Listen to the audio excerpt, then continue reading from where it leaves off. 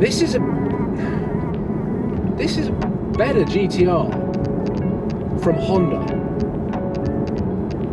This is a better Japanese supercar than the Nissan GTR. Yes guys, what is up? Welcome to the SOL YouTube channel. I hope you are well and welcome to a quirky video and car that I'm excited to film today. I am yet to drive. I've never even sat in a 2016 Honda NSX. I've been guilty in the past of sticking to the mainstream supercar manufacturers like Ferrari, Lamborghini, Porsche and McLaren, and whilst I've ignored this car, there was something that I was reading last night that really intrigued me about this thing.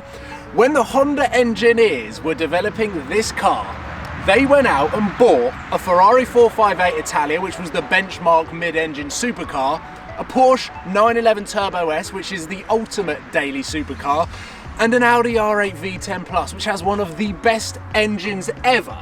They stripped those cars apart and designed and built the Honda NSX from the ground up based on those three cars. And today, I'm going to find out whether this car, at sub £90,000, gets anywhere near all three of those insane supercars. Welcome to the peace and quiet of the interior of the Honda NSX, and I have to say, obviously I've seen photos of it. This car came out in 2015, 2016. This is a 2016 car, but it's got a plethora of leather, Alcantara, a little bit of aluminium here. I do like the Alcantara with the NSX embroidered right here, and everything is quite nice. Obviously you've got the Honda logo in front of you, which in the car form isn't quite as exciting as the motorbike form, but this really was ahead of its time. It is a 3.5 litre twin turbo V6 with 3 electric motors. This is a hybrid. It's all-wheel drive. We've got one motor on each of the front wheels here. We've got one motor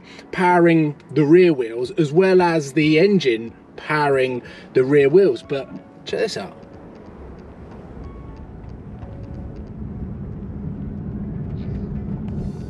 Full-on electric mode, then the petrol kicks in. But to begin with, you can creep around, especially in traffic and through the city, in full-on electric mode, which is quite cool.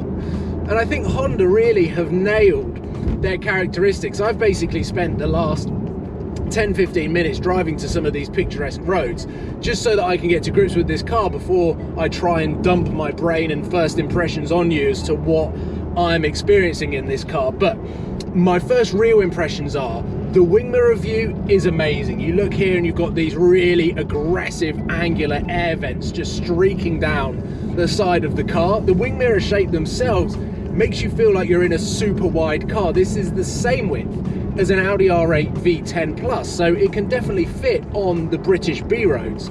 And the steering is probably, for me, the most perfect steering I've experienced in a car in comfort mode. It's just got the right amount of weight as you're going through the corners that you really feel like you are in control and fully confident of the grip that this car has. It's got a 9-speed dual clutch gearbox, which is quite impressive because when you want to, I'm in, well, 8th gear now, doing 47 miles an hour, which is completely different to how I experience the Nissan GTR when I'm on the motorway in 6th gear, having the valves open at 2,500 RPM and just getting droned out with a stock exhaust. This already feels like a more complete Japanese supercar killer to the Nissan GTR. I'm going to find a place to turn around. That would have done. And I want to go back on that road in Sport Plus, because I've got a feeling it is going to feel like a totally different car.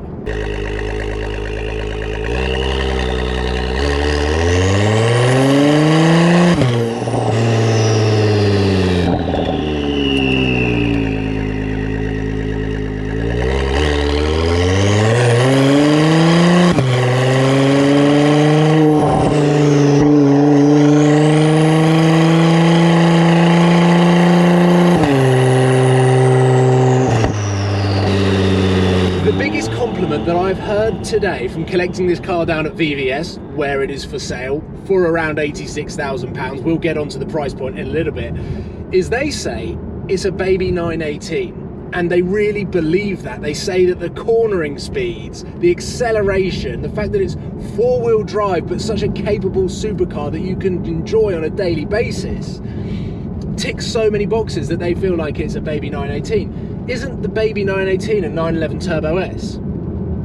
Well, that was one of the cars that Honda bought to design this. They bought the 458, the Audi R8 V10 Plus, and a 911 Turbo S. So we're now in Sport Plus. We're now in manual. This is, by the way, the first time I've put my foot down in this car, so we'll see.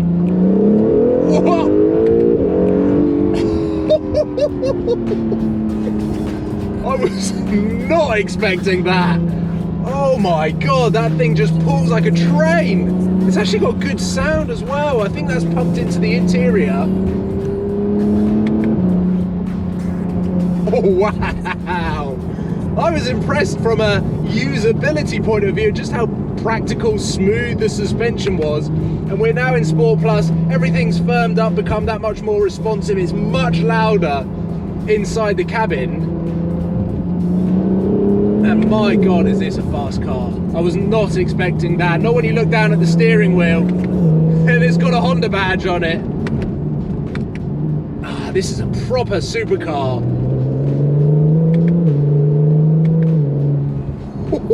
You got little air, trying to think so fast. It's got blow-off valves, so you can hear the engine and the turbos just releasing the air. Oh wow, I'm impressed. I am impressed with this thing.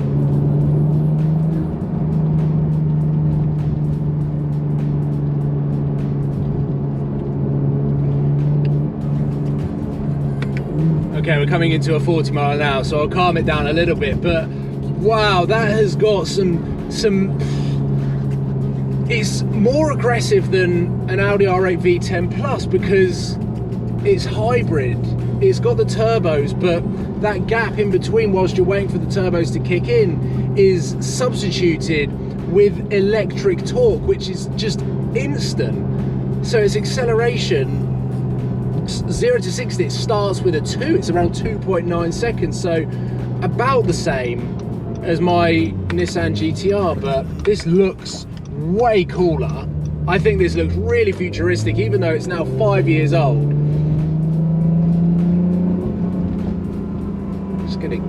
Just get off,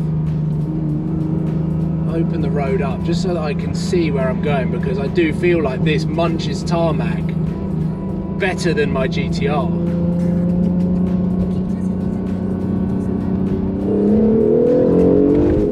Whoa! That was like 60% throttle. And when you're coming up to the corners, you're like, oh, I'm coming way too fast, and you just turn in and come out the other side even faster. It's definitely got that Turbo S characteristic where the cornering speeds just kind of bend your mind as to what is actually capable of a car. Oh.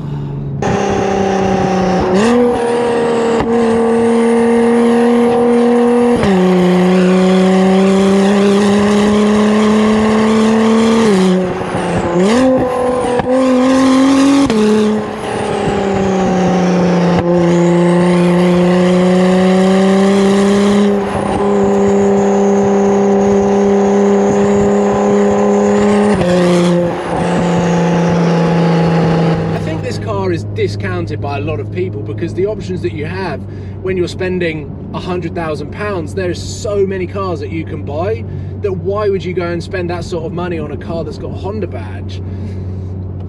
But actually,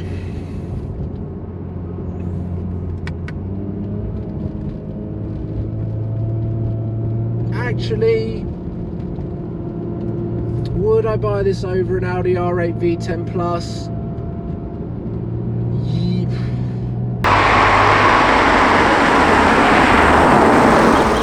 This is a better Japanese supercar than the Nissan GTR. And I reckon if I'd driven this back to back with my GTR, even though I didn't drive the GTR to buy it, which was now a mistake, I would have picked this. I would have spent the extra money and I would have got this. GTR is a 7.5 out of 10. It has its flaws, and I mentioned them. The blind spots, the gearbox, but this, no blind spots. The gearbox is a 9-speed dual clutch. Far better than the Nissan GTR. It's got electric motors, it's a hybrid. This is better on fuel. It's probably better value for money. It's cheaper to run. And I'm convincing myself that I need to swap my Nissan GTR for this. This is not how this video is going to go. I kind of just wanted to reveal my first impressions on this car, of even sitting in it for the first time. Oh, this is better than my GTR.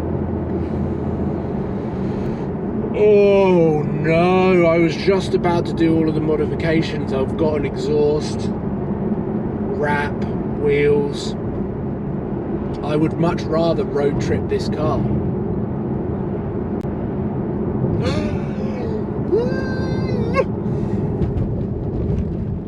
It's so comfy, easy to cruise around in. Oh, I'm rambling on now.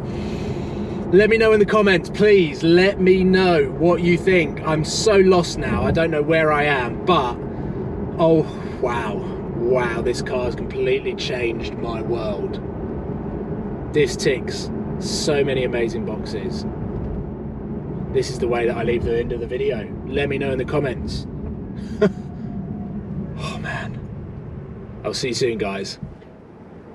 I'll see you at the next video. Take care. Goodbye.